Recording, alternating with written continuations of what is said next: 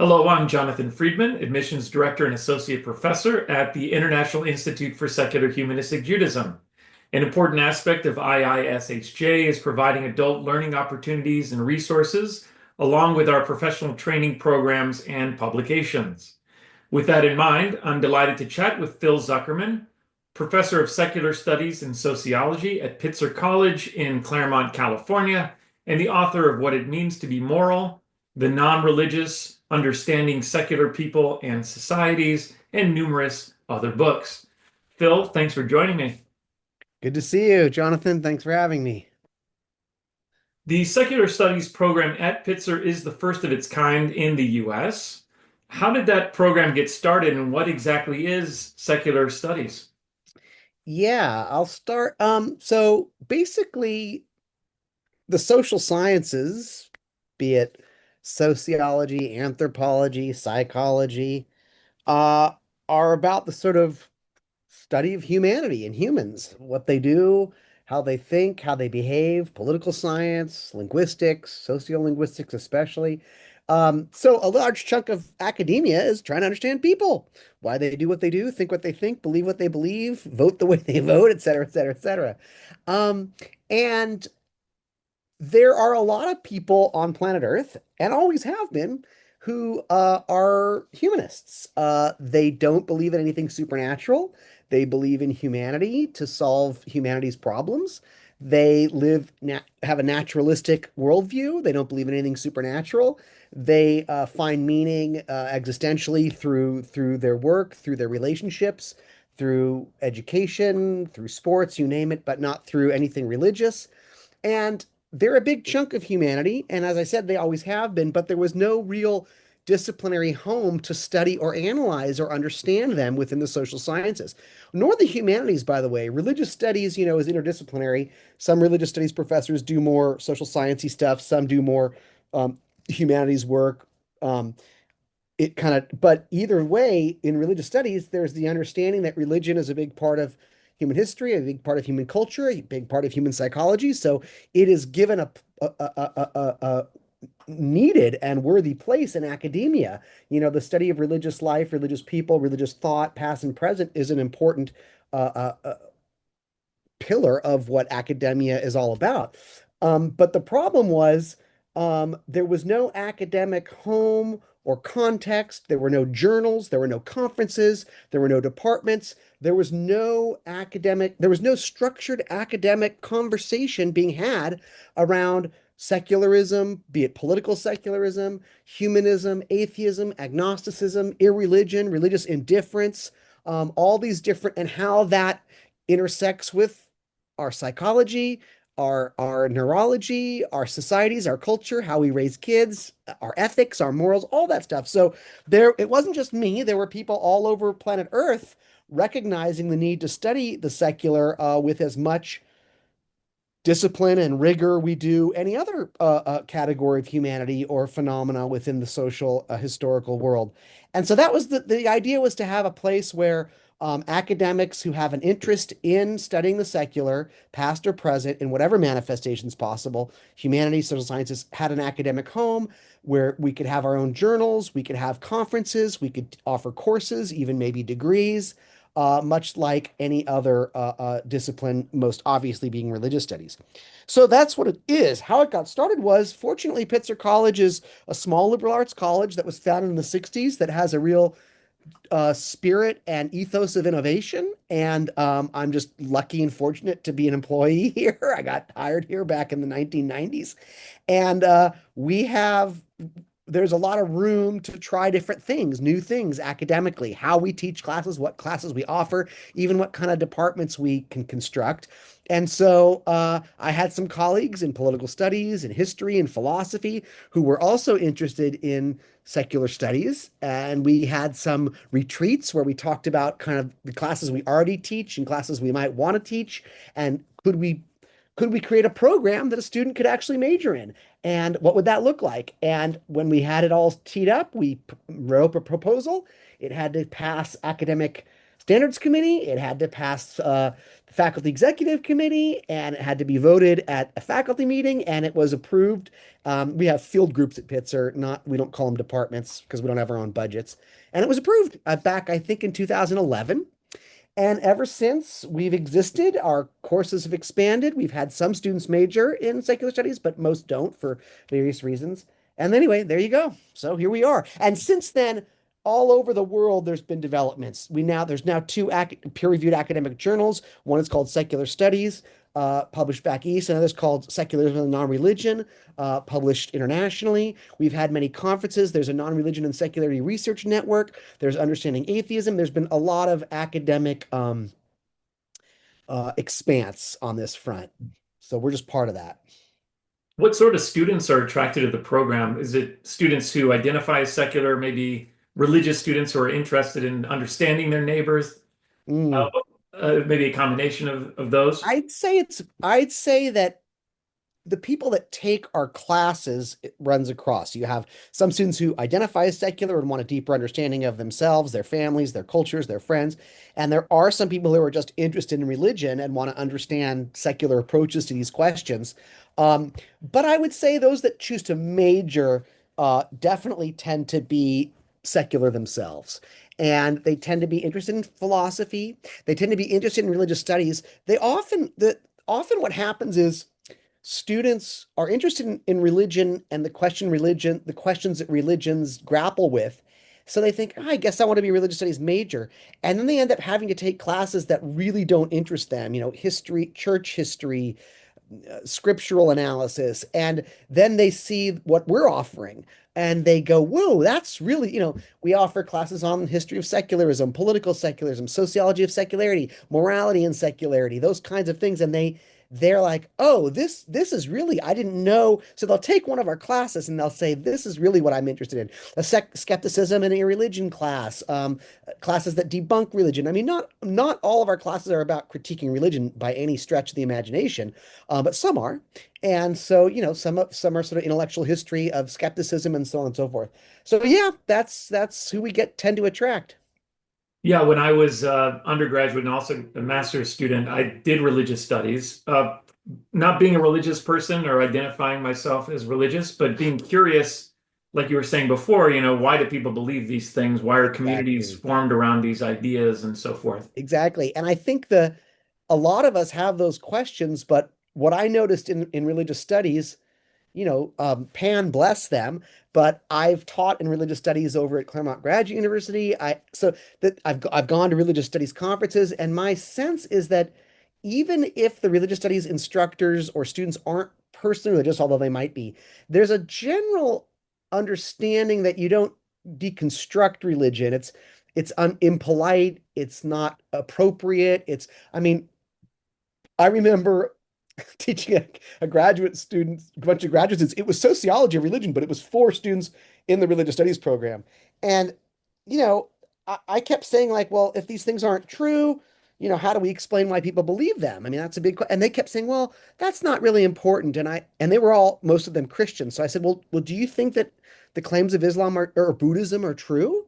And they're like, oh, Buddhism's a beautiful religion.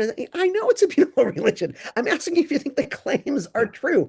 Oh, I have such great respect for the Buddhist tradition. I know you have respect, but do you think the claims, and all I was trying to get them to say is like, if you don't think those claims are true, you have to come up with an account about why millions of people do, and whether that's a psychological account, an anthropological account, a social, whatever. But that's the task, and they wouldn't go there. They just didn't want to do that. And so, at least in secular studies, we have the elbow room or the brain room to say, oh yeah, no, these claims aren't true empirically, but let's try to understand why people believe them. And we don't want to be reductionist, but we want to be free to exercise our skepticism and so on and so forth. And so, yeah, I think, and secular studies and religious studies are very enmeshed. I mean, you really, in a sense, you can't have one without the other. And I remember when we started secular studies, people said to me, well, you can't understand secularity if you don't understand religion. And I said, yes. And doesn't it work the other way around?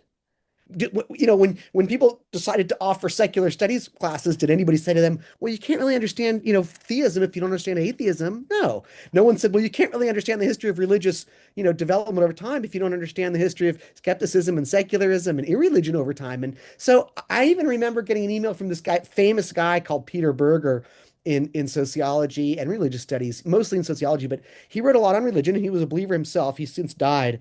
And I remember when we started the secular studies program, he emailed me and said, well, I hope you're not just going to use this as an excuse to bash religion. And I noticed that he had founded a kind of Institute for the Study of Religion and Society way back when. And I said to him, when you founded this institute, did someone, email you and say, well, I hope you're not just going to use this institute to bludgeon and, critique naturalism, humanism, secularism. Like, so I just felt like there was always this double standard. And so now that we have a seat at the table, it's kind of nice. We often get asked to be a voice when people are bringing up questions about religion, and they might invite, a Muslim and a Jew and a Hindu and a Sikh, and they're like, oh, we better get a humanist at this table too. It's like I feel like it's just now we're part of that conversation more. Yeah, Peter Berger is probably an interesting case study because, as I recall, he was one of the proponents of the secularization theory, and then later on, he sort of went back on it and said, maybe secularization isn't happening. And he was wrong when he went back. He was Yeah, right. He was right at first. Peter Berger is one of these brilliant, brilliant theorists, thinkers, and writers who never did an ounce of actual research himself. He never did an actual survey, never interviewed an actual person. He never got out of his office. He wrote great. He thought great. I love his work. But he was conservative over as he got older. He did believe in God. He actually is from a Jewish family. His parents converted to Christianity before the Holocaust, but they still had to flee. And he really took to that Protestantism as he got older. He wrote a couple books on faith, A Rumor of Angels and Heretical Imperative.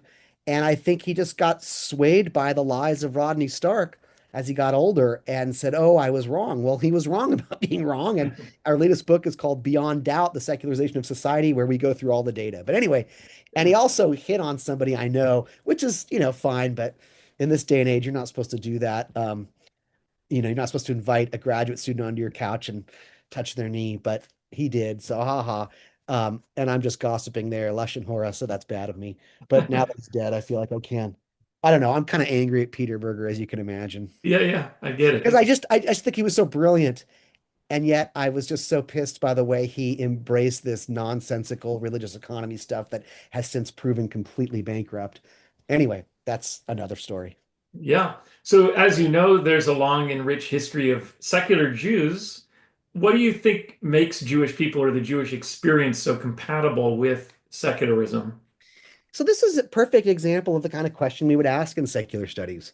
And it's the kind of question that I've been asking all my life, and I have yet to nail it. I really don't know. I can give you all my speculations and but I don't know what sticks. There is the data shows that Jews tend to be among the most secular people on planet Earth.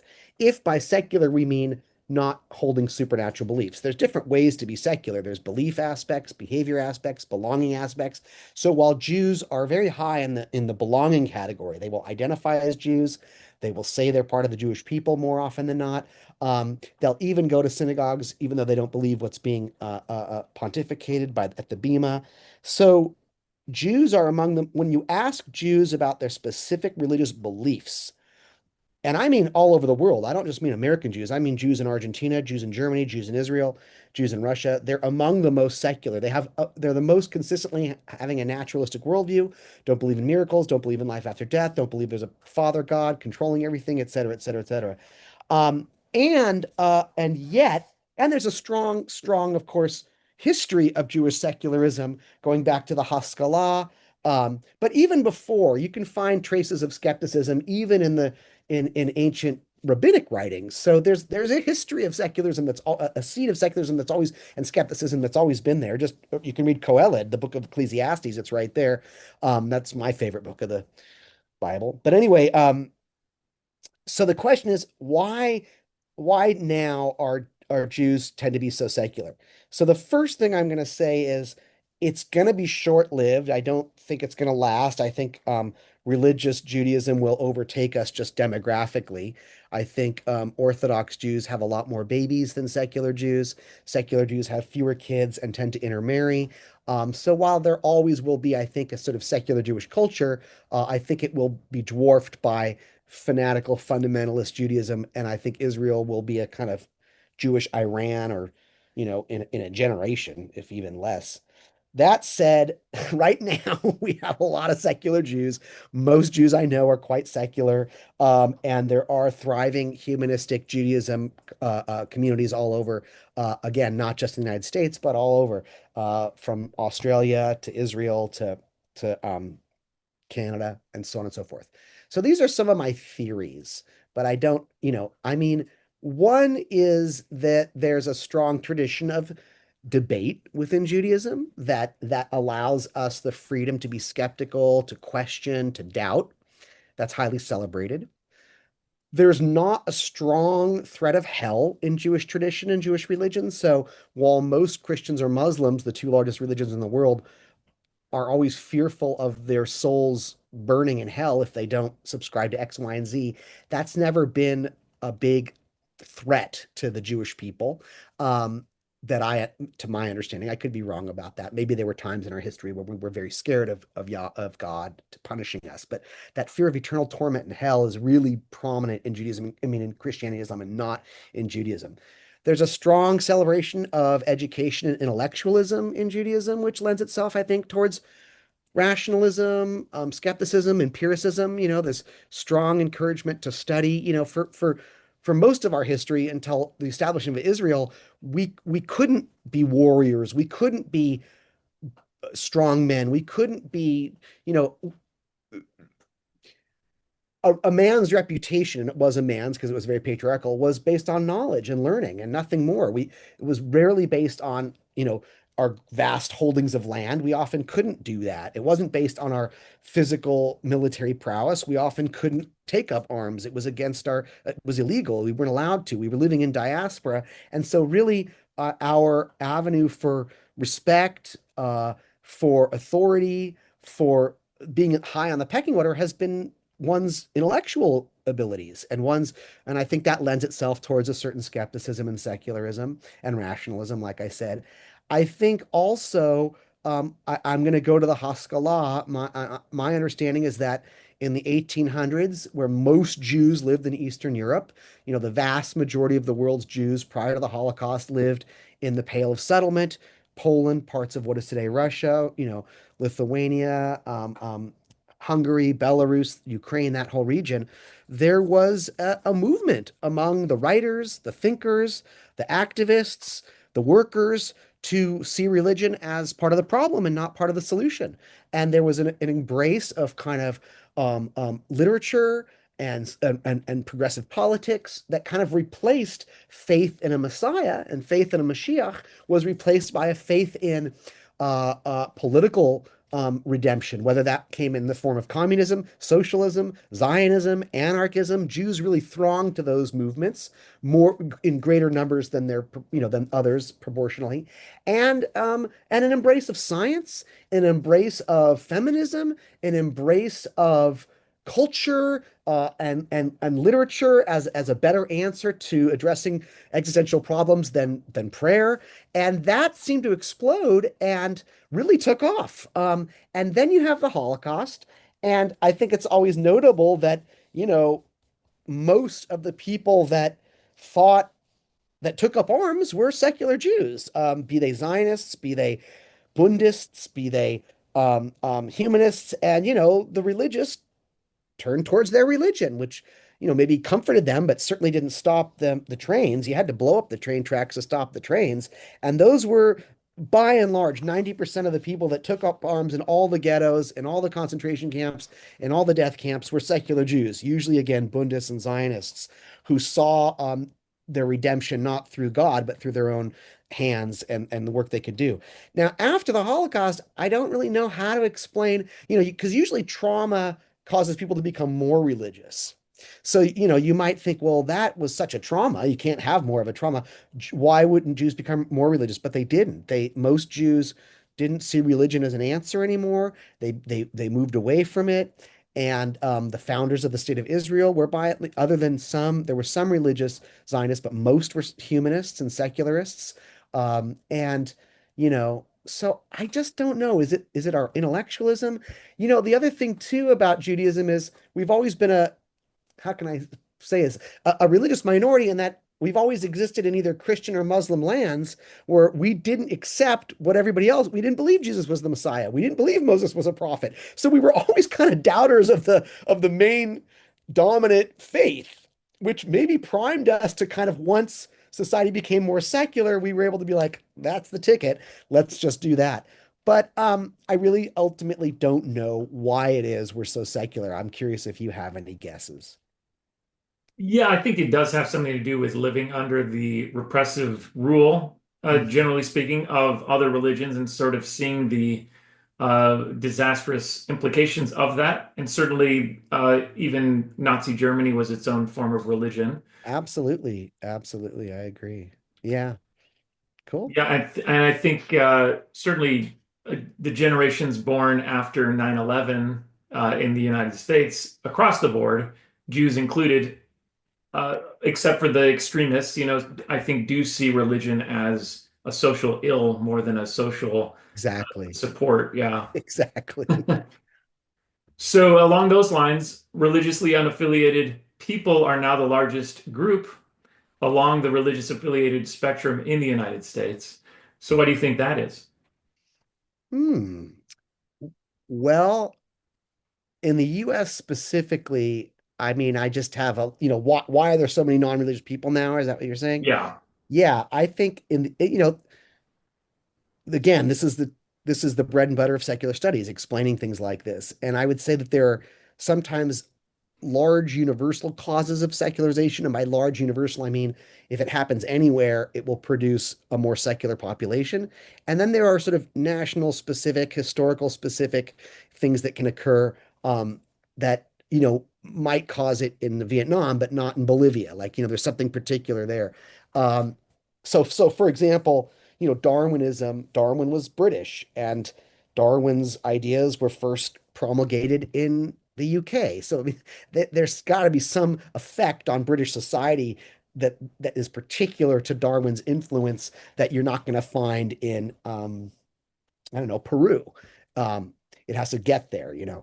So in the United States, if I had to think about it, I would say these are some of the key factors. I would say number one, there's been we talk like some of my colleagues talk about push and pull factors, things that push people away from religion and things that pull people things that pull people towards more secular life or push them away from religion, kind of like immigration. So some of these are push pull, but if I have to go through them, I would say number one, greater education tends to cause secularization. More literate population, the more people understand not just math and science, although that's a big part of it, but reading and writing and access to other forms of thought, other ideas can erode people's religious surety.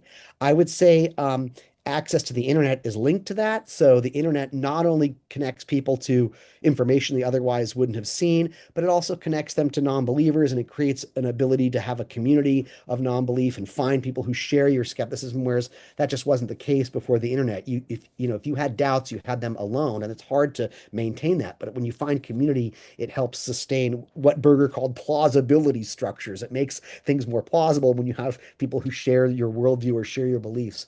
I think the Catholic priest, there's no question about the pedophile scandal, turned off a lot of Catholics. There's no question that the religious right turned off a lot of mainline Christians who were sort of marginally religious or marginally Christian or identified at least as such. And then the religious right just turned them off of that. I think, um, I think more women in the workplace has had an effect. Women are often the socializers of religion in the home. And when women work outside of the home in the paid labor force, they tend to have less interest, need, or desire to keep playing that role. Men, of course, never do, so the religiosity wanes there. I think I think the I think progressive progressive movements in general. So, like, let's just take the gay rights issue. Religion really came down on the wrong side of that, and a lot of younger people have noted that the only organized structural opposition to gay rights has been religious. There are obviously secular people that are homophobic, but they don't organize on that. Religious do. So, I think also increased pluralism, like Berger said in The Sacred Canopy, when you have a lot of different religions and a lot of different cultures and a lot of different ethnicities, and you meet people from different places and worldviews and ideas, it can kind of erode the surety of your own. And then it tends to snowball because so as more secular people come out, it becomes a more viable worldview, a more viable identity, a more viable option, and people start to think, oh, yeah, I guess that's me too. So those are off the top of my head. I mean, I've written about this extensively, but off the top of my head, I would say I also think social media is having a corrosive effect on lots of not just religion, but just it's changing the nature of sex. It's changing the nature of relationships. It's changing the nature of family life. It's changing the nature of how we raise our kids. And I think it's also having a negative effect on religious involvement. It's just destroying community. And I mentioned the internet as a way to like learn about debunk religions. You can learn about that. You can find other people who share your skepticism or your humanism. But I also just think social media in and of itself, the way it functions in our lives, the way it absorbs our time, the way it interacts with our brains, I think it's just made religion a little bit less interesting, less compelling, and I think it's having a secularizing effect, to be sure. Yeah, to that latter point, I've been thinking about the effects of social media on attention span, particularly for digital natives. Yeah. And just trying to imagine being a kid raised with that and then going to a synagogue or a church and having to sit through a service. I Oh, mean, even that is almost an impossibility. it's absolutely. I agree.